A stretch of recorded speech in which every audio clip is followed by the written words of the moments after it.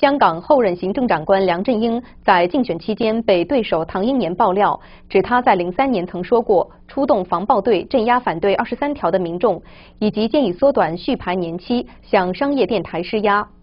周四，泛民主派议员在立法会上强调，事件涉及香港的核心价值和特首诚信，要求引用特权法调查。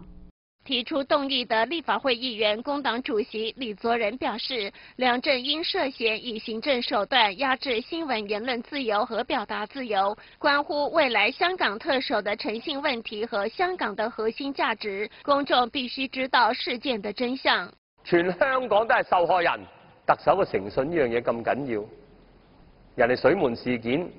都有一個大話要落台，而家我哋嘅自由人權受到威脅。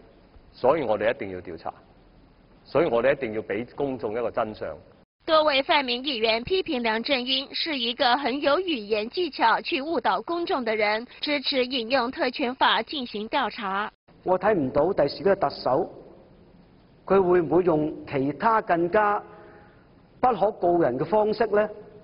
去對付一啲不同政見嘅人，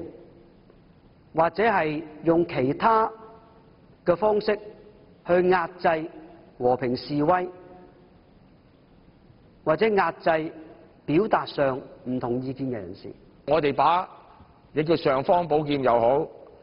或者係照妖鏡又好，我幫下你啦。我哋徹底啲用個特權啦，等你冇呢個